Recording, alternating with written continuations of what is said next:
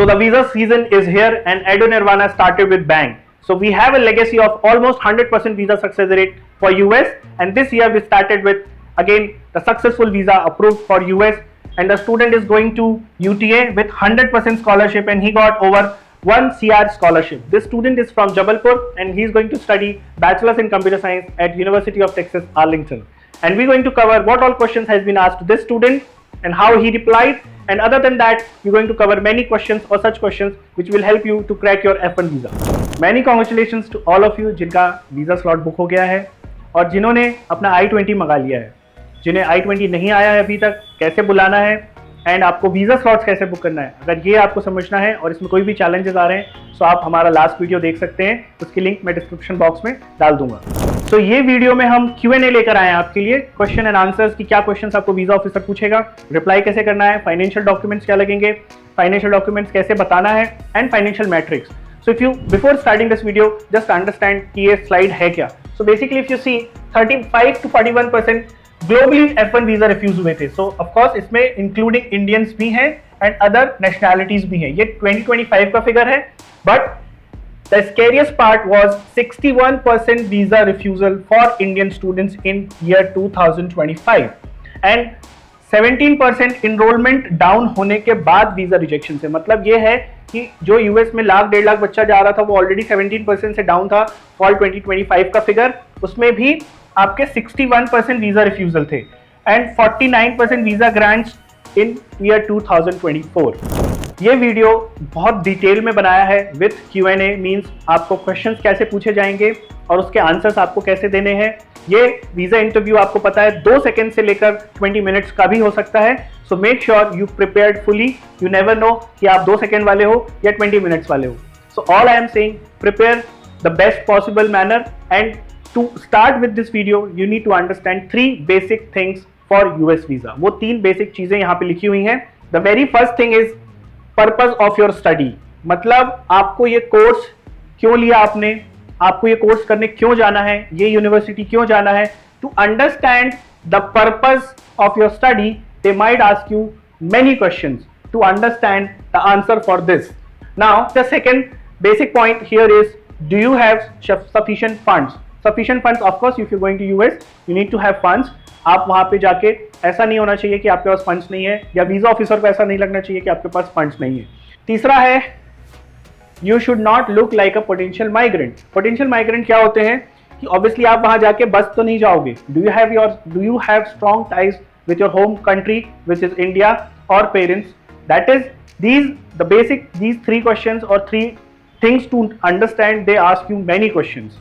Let's start. What all questions can be asked? पिछली slide में हमने डिस्कस कर लिया कि किन 3 बेसिस पे आपको यूएस वीजा मिलता है। अब आते हैं स्पेसिफिक क्वेश्चंस पे। So specific questions, why this university, why this course, very like first question, it could B first question this और दिस।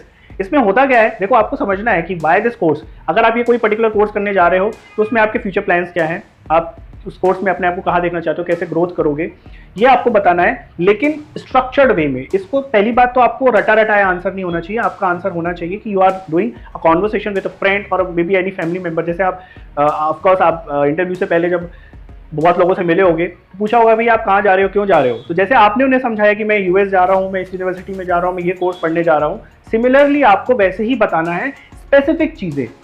कोई ऐसा आपको बड़ा स्टेटमेंट नहीं देना है, because you find this program, that's your personal choice, and that program gives you flexibility, that program gives you practical exposure, that program is highly competitive, that program known for engineering program, so you are liking it, you can say it.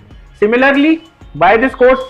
I want to study computer science because I'm a technical guy, I've been working in this industry, or my initial interest start from when I first do my coding classes, so anything you can start. But ये दोनों चीजें या दोनों question आपको club करने पड़ेंगे। आपको अगर पहला क्वेश्चन ये पूछा जा रहा है तो आपको इसके अंदर कोर्स बताना पड़ेगा, और कोर्स आप बता रहे हो तो ऑब्वियसली बताओगे कि ये कोर्स मैं इस यूनिवर्सिटी में करने जा रहा हूं, तो ऑब्वियसली यूनिवर्सिटी के बारे में भी आप बताओगे।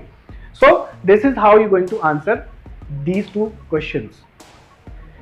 सो if you see this slide, the very basic question after your why this university, why this course, कि how many admits you have. How many admits का मतलब सीधा सीधा है कि वो ये जानना चाहते हैं कि आपने कहाँ अप्लाई किया था, किस तरह की यूनिवर्सिटी में अप्लाई किया। तो आपको बताना है कि भाई हो गया, I apply to 5 universities but I got 4 admits, 3 admits, and don't tell like बहुत सारे बच्चे 15 यूनिवर्सिटी, 20 यूनिवर्सिटी अप्लाई करते हैं। 15-20 यूनिवर्सिटी अगर आपने अप्लाई किया भी है तो please don't take name until unless you have not called I-20, तो उनको नहीं पता है। इसके बाद आपका इसको फुल फॉर्म लीजिएगा, पूरा यूनिवर्सिटी का नाम लीजिएगा, शॉर्टकट्स मत बोलिएगा।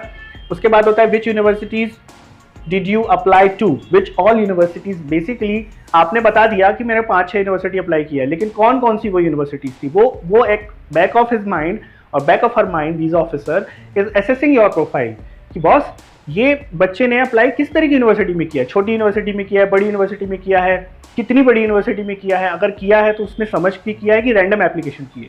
सो इसीलिए ये 2 क्वेश्चन बहुत इंपॉर्टेंट हैं, how many admits you have and which all universities you apply. Let's move to the next question.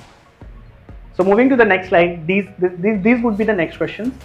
So when did you graduate or finish school? Obviously जैसे आप अगर वर्किंग प्रोफेशनल हो और आपने 4 साल पहले अपनी पढ़ाई खत्म करी है और अभी आप जॉब कर रहे हो, तो आपको बताना होगा कि okay I have been working since 2022 and now I am going to pursue my masters programme.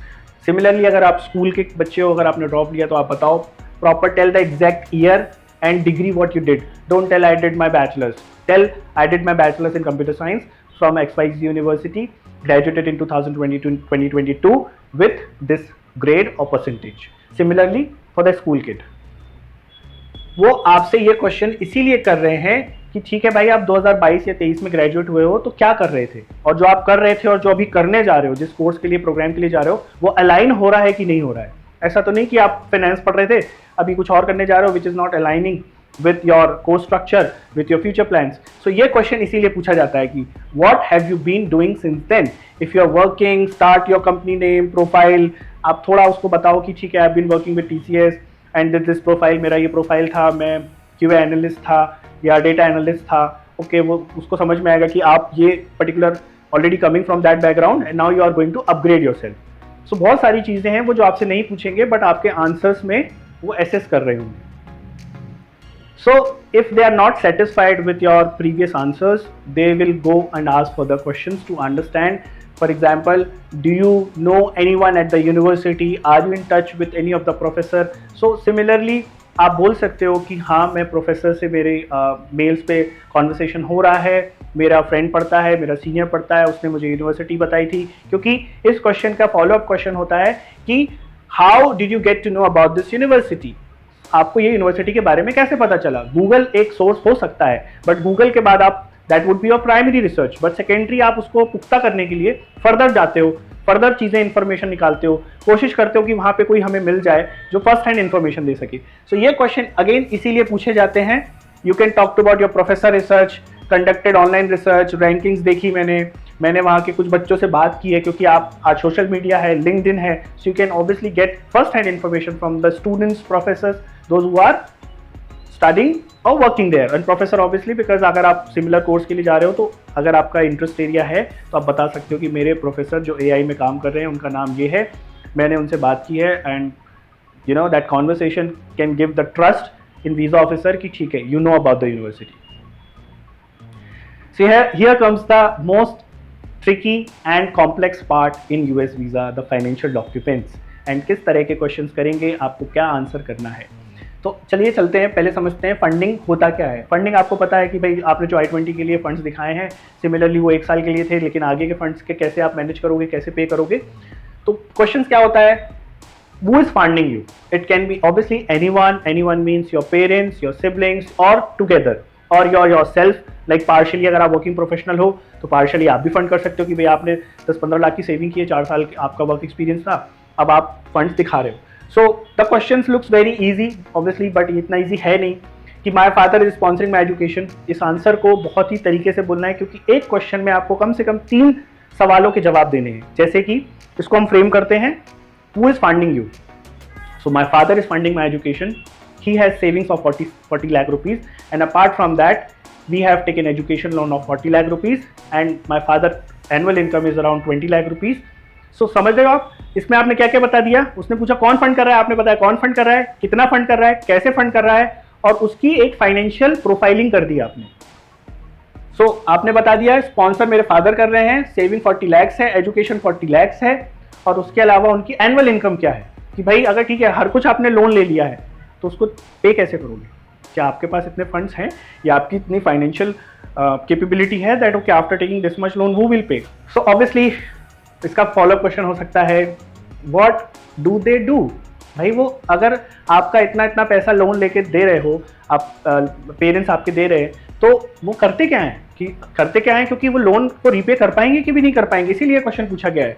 Okay, so you can say my father is working in state government or central government employee or bank manager, whatever you can say, but tell the complete, like, you know, the father company, organization, or if he has like own business, the name of the business, what the kind of a business or the kind of a designation, I mean the profile, for example bank manager, own business, in working in manufacturing. So इससे क्या होगा, उनको clarity आएगी, आपका एक answer proper structured answer होगा, random answer नहीं होगा. ये क्वेश्चन अगेन तब पूछा जाएगा जब आप उनको ये दो क्वेश्चन में ज्यादा सेटिस्फाइड नहीं लग रहे हो आप. तो ठीक है भाई, आपके पास लोन आ गया, आपने बता दिया क्या करते हैं पेरेंट्स, बट उनकी इनकम कितनी है? अगर आप इसी क्वेश्चन में पहले ही अगर वो तीनों चीजें बता दोगे जो मैंने आपको फ्रेम करके बताई है, तो हो सकता है ये क्वेश्चन आपको ना पूछे, और पूछेंगे तो आप बता दो पेरेंट्स और anyone in your family take their name, savings and funds, कि भाई मेरे पास इतने फंड्स हैं, इतने सेविंग्स हैं और उससे मेरी एजुकेशन को स्पॉन्सर कर रहे हैं. सो ये क्वेश्चन सॉर्टेड है. इसके बाद फर्दर एक आध क्वेश्चन और होते हैं, वो मैं आपको बताता हूँ. सो फंडिंग क्वेश्चंस तो ये नहीं है, बट हाँ उसके फॉलोअप क्वेश्चन जरूर हो सकते हैं. डायरेक्ट क्वेश्चंस नहीं है. फॉलोअप क्वेश्चंस क्या हो सकते हैं? अगर उसको लग रहा है कि यार मुझे अभी भी ना श्योर नहीं हो रहा है, ये जवाब जो दे रहा है ना थोड़ा सा मतलब कॉन्फिडेंस नहीं आ रहा है, तो वो पूछ सकता है आपसे और डीप समझने के लिए कि आपको कितना पता है यूनिवर्सिटी के बारे में, कि which subjects courses are you taking in first semester. तो आपको ऑब्वियसली हर बच्चे को पता होता है, बट ये चीज़ें पता होनी चाहिए कि मेरा कोर्स स्ट्रक्चर क्या है, मैं कौन कौन से पहले सेमेस्टर में सब्जेक्ट्स लेने वाला हूँ. सब्जेक्ट्स कोर्स सब एक ही चीज़ है. सो आपको ये बताना पड़ेगा, नेम लेने पड़ेंगे 3-4 सब्जेक्ट्स के, कि मैं I am going to study SQL, I am going to study database, I am going to study this. So I am my for example यहाँ पे लिखा हुआ है data structure, database system, discrete mathematics, operating system. I am going to take these 4 subjects. इससे again confidence समझ में आता है कि हाँ आपको पता है आपके कोर्स करिकुलम क्या है और आप क्या पढ़ने वाले हो, which means you have done deep research. Next question, ये जो क्वेश्चन आप देख रहे हो, what is your plan after graduation, that is very subjective question and subjective answer, कि आपकी सिचुएशन क्या है, आप उस हिसाब से आंसर करो. For example, talk about your short term and long term goals and how this degree will help you to achieve that goal. For example, you studied computer science, so you can say that after studying computer science degree, I want to work as a computer engineer or software engineer in XYZ company for 3-4 years, and after down the line 3-4 years I want to start my own business in tech. So this is how you can relate your answer, which includes your short term goals, short term plans and long term plans. I am sure same thing you have written in your SOP. So यहाँ पे भी आपको brief करना है, but छोटे sentences में. Will you come back to India, ये question directly कभी नहीं पूछा जाएगा, लेकिन be prepare for the worst case scenario. कुछ 100 बच्चों में 2 बच्चों को ये क्वेश्चन पूछ लेते हैं. सो आपको इस आंसर को again it is a subjective answer, की for example if you are going for the undergrad, you can say I am going for the undergrad, probably I'll go for the masters, and then I have not yet decided what I'll do after my undergraduation. I might come back to India, but it is very subjective answer. You need to see that how you want to give answer for this question. वैसे तो sample answer ये लिखे हुए हैं, yes I will return to India after completing my education, my family roots, career goals and further plans are in India. Whether you want to start your own business, you want to help your father in your business or family business, I want to contribute to the growth and development of India. But don't talk like this. Say something concrete, that okay, I have worked in banking financial sector, similarly I want to start something in India, rural areas which are not well connected to financial services. So anything which should sound very specific. Don't talk random things. For example, if you're saying I want to go back to India, then going back to India, what will you do, how will you do it, I mean what all things you will be engaged. So specific बात करें, generic बात ना करें. What I am saying here. And this question again very rarely you've been asked. So ये सारे questions बहुत important questions हैं. कुछ random questions भी हो सकते हैं, additional questions. तो वो क्या हो सकते हैं, चलिए देखते हैं उनको भी. Okay, so why masters now? Why masters now means अगर आपने 2022 में graduation किया है और 2026 में masters क्यों जा रहे हो? Obviously आपको जो आप पढ़ रहे हो उसमें आप एक स्पेसिफिक स्किल सेट है जिसको आप अपग्रेड करना चाह रहे हो, जो आपको शायद लग रहा है कि आप जॉब के थ्रू नहीं कर पा रहे हो. सो ये सारी चीज़ें आपको बतानी है. आपको ये यूजी वाले बच्चों को ये क्वेश्चन जरूर होता है आजकल कि why UG from America, from US, not in India, और आप यूजी करके मास्टर्स के लिए क्यों नहीं जा रहे हो यूएस, यूजी में ही क्यों जा रहे हो। तो again this is very subjective answer और क्वेश्चन, जिसमें आप बता सकते हो कि आपको क्या बेनिफिट्स हैं, कंपेयर कर सकते हो इंडिया और अब्रॉड, इंडिया और यूएस, कि किस तरह के एडवांटेजेस हैं और आपको क्यों लगता है कि आपको बैचलर्स यूएस में करना चाहिए। How many siblings do you have, again this is related to financial question. आप पूछेंगे कैसे, क्योंकि आपने बहुत सारा लोन ले रखा है, आपके फादर रिटायर होने वाले हैं और आपको एक सिबलिंग भी है आपका, या 2 सिबलिंग्स और हैं जो पढ़ाई के लिए अभी छोटे हैं, बड़े हो रहे हैं, कॉलेज में जाएंगे 2-3 साल के बाद, 4 साल के बाद, तो उनकी एजुकेशन कैसे होगी, विच इज बेसिकली एक आपके फादर के ऊपर फाइनेंशियल लायबिलिटी है, जिसे वो अगेन आपके ऊपर सारा पैसा नहीं लगा सकते। तो आपको ये क्वेश्चन किया जा सकता है समझने के लिए आपकी फाइनेंशियल प्रोफाइलिंग, कि फादर के पास किस तरह की लायबिलिटीज है इन कमिंग नियर फ्यूचर, और based on that they will ask you this question. Any relatives in the US, obviously वो पूछते हैं, अगर आपका कोई रिलेटिव है, यहाँ झूठ नहीं बोलना है, कोई आपका क्लोज रिलेटिव है, आपका ब्रदर है, आपके आंट हैं, आपके अंकल हैं, आप बता सकते हो। और एक चीज़ और, जब वो पूछें कोई रिलेटिव्स है यूएस में, तो आपको उनका सब कुछ पता होना चाहिए। For example, if your brother has studied in US और अभी वो जॉब कर रहा है, वो H1B स्टेटस में है, नहीं है, OPT में है, CPT में है, ये आपको पता होना चाहिए। आप यहाँ पे रेंडम आंसर नहीं कर सकते हो कि मुझे नहीं पता, बिकॉज ऑब्वियसली आपका ब्रदर है और आप इस तरह से जवाब दोगे तो it shows the lack of clarity and आप सीरियस नहीं हो, आपको कुछ भी नहीं पता है। Have you travelled outside India in last 5 years, की बहुत सिंपल क्वेश्चन है, पूछते हैं कभी कभी कि आपने कहाँ ट्रैवल किया है, आप वहाँ क्यों पूछते हैं कि वहाँ जा रहे हो आप इतनी दूर, तो आप अकेले अपनी पढ़ाई, अपने फाइनेंशियल्स या अपने फाइनेंसेस आप मैनेज कर पाओगे कि नहीं कर पाओगे। और sometimes it is also that which all countries you have visited. What is your university mascot, university mascot एक अगेन बहुत ही रैंडम क्वेश्चन है, आफ्टर लाइक सब कुछ होने के बाद रैंडम एक कि आपका मैस्कॉट, आपको पता है हर एक यूनिवर्सिटी की मैस्कॉट होता है, किसी का बुल है, किसी का रेड बर्ड है, so anything it could be, so be, ये बहुत छोटा सा है, आप इसको कर सकते हो, आपके I am sure offer letter में भी कहीं ना कहीं लिखा रहता है या उसका मैस्कॉट बना रहता है। What do you know about the city? Again to understand कि जहाँ आप जा रहे हो पढ़ने उसके बारे में कितना जानते हो, कितनी बड़ी सिटी है, आप कहाँ रहने वाले हो, आप डॉम में रहने वाले हो, हॉस्टल में रहने वाले हो, ऑफ कैंपस रहने वाले हो। तो ये एक क्वेश्चन है जो आपकी अंडरस्टैंडिंग समझने के लिए है कि कितना आप यूनिवर्सिटी के बारे में और जगह के बारे में जानते हो। ये कुछ सम एडिशनल क्वेश्चंस थे।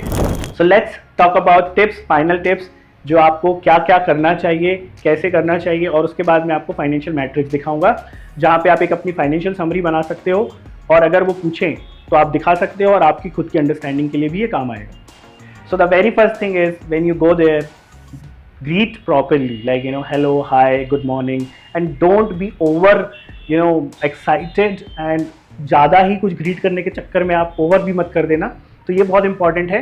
दूसरा, आप आई कांटेक्ट मेंटेन करिए जब तक आपका वीज़ा हो रहा है, आई कांटेक्ट आपको मेंटेन करना है, because it is initially for 10 to 20 seconds। उसके बाद वीओ अपना काम या क्वेश्चंस करते करते स्क्रीन पे टाइप कर रहे होते हैं तो वो आपको उतना देखते नहीं है, बट इनिशियली जो 10 से 15 सेकंड का टाइम होता है आपको आई कांटेक्ट मेंटेन करना है।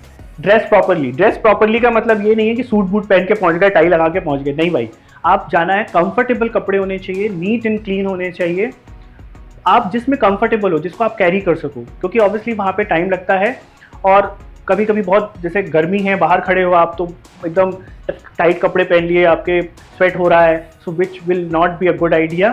सो make sure you dress properly, neat and clean. Happy face, positive body language. They might start looking at you or seeing you from cameras the moment you entered in embassy. Confident while answering. Confident while answering means conversation. मैंने आपको जो बोला है tip वो हमेशा याद रखिए, conversation लगना चाहिए, ऐसा नहीं लगना चाहिए कि आपका ये कॉलेज का वाइवा चल रहा है जहाँ पे सवाल आ रहा है और आप रटे हुए आंसर दे रहे हो। उसके बाद don't worry if you have missed anything, any question, क्योंकि एक ग्लास विंडो होता है और आप उसके उस पार आपका व्यू बैठता है, आप इस साइड होते हो और बहुत शोर भी होता है कभी कभी, तो आप सुन नहीं पाओगे और हो सकता है उसका एक्सेंट नहीं पकड़ पाओ आप, तो no worries, you can say sorry, pardon, can you please repeat, they will repeat, they understand your situation. And this is important, जो होल इंटरव्यू है to understand you as a person and university and उसके बाद आपका programme. तो अगर आपको इन सारी चीज़ें आती हैं, सिर्फ गूगल की इन्फॉर्मेशन पे रिलाय मत करिएगा, आप यूनिवर्सिटी वेबसाइट जितना अच्छे से देखोगे उतना आपको ज़्यादा डिटेल्ड नॉलेज होगा। And last, don't bluff, don't bluff if you don't know anything, or if you not knowing, understanding, don't bluff, because they understand, they are experienced people, they are doing this like this is their job, हर दिन उनका ये काम है, तो आप उनसे bulb नहीं कर सकते हो। सो this is all about US visa. आपको मैं फाइनेंशियल मैट्रिक्स दिखा रहा हूँ, जिस बच्चे को भी फाइनेंशियल मैट्रिक्स चाहिए वो हमें कमेंट कर सकते हैं, will send them separately. So let's see that. So financial matrix is nothing but the financial statement आपके स्पॉन्सर्स का। आप उसको एक तरह से समरी समझ लो कि आपके पास कहाँ कहाँ फंड्स हैं और टोटल में कितना हो रहा है, जितना रिक्वायर्ड फंड्स चाहिए वो है कि नहीं। सो स्टार्ट विद आपके मदर फादर का नाम लिख सकते हैं, यूनिवर्सिटी का नाम, course, duration, tuition fees for example 50K है, या आपका एकोमोडेशन अदर एक्सपेंसेस 10K है, तो टोटल आपका हो गया 60,000 USD। आपका ये सेविंग बैंक अकाउंट है, मदर फादर का नाम है, यहाँ पे लिखोगे, आप ब्रांच लिखोगे, इंडियन रुपीज़ में कितना आ रहा है, इंडियन रुपीज़ को आप कन्वर्ट करके USD में जो भी हो रहा हो वो फंड लिखोगे आप। फॉर एग्जांपल USD में आपका 10K हो गया, 10K यहाँ पे हो गया मदर के फिक्स डिपॉजिट, अगेन यहाँ पे 20K आपका इंडियन प्रोविडेंट फंड, ये भी चलता है, नहीं है तो आप इसको ब्लैंक छोड़ सकते हो, कोई दिक्कत नहीं है। उसके बाद आपका पोस्ट ऑफिस डिपॉजिट, यहाँ पे आपका 20,000 है मान लीजिए, और आपके अगर म्यूचुअल फंड शेयर्स हैं तो आप दिखा सकते हो एज ऑन डेट, क्योंकि ये एक तरह से कंप्लीट लिक्विड एसेट नहीं मानी जाती जब तक आपके अकाउंट में ना हो। सो ये आपको रिडीम करोगे तब आपके अकाउंट में आएगी, बट आप एक फाइनेंशियल समरी दिखा के बना सकते हो। ये टोटल आपका 60,000 से ऊपर होना चाहिए। ये हो गया आपकी फाइनेंशियल समरी और USD में। सो ये आप इसका एक प्रिंट आउट लेके रख सकते हो। अगर वो पूछते हैं कि कहाँ कहाँ क्या क्या फंड्स हैं, ज़्यादा डीप में इंटरव्यू जाएगा तो ही ये पूछेंगे, अदरवाइज कभी नहीं पूछते हैं, फाइनेंशियल डॉक्यूमेंट कभी नहीं खुलते हैं। ओनली 1% चांस है कि आपका ये डॉक्यूमेंट, फाइनेंशियल डॉक्यूमेंट खुले, और लेकिन आपको ये डॉक्यूमेंट हमेशा रेडी रखना चाहिए, ये कभी भी खुल सकता है, आपके अंडरस्टैंडिंग के लिए भी बढ़िया है। And I hope you like this video, और ये वीडियो बहुत यूजफुल है सारे बच्चों के लिए जो अपना US वीज़ा की प्रिपरेशन कर रहे हैं। उन बच्चों को आप प्लीज़ फॉरवर्ड करें वीडियो, और पसंद आए तो प्लीज़ हमारा चैनल सब्सक्राइब करें। Thank you for watching.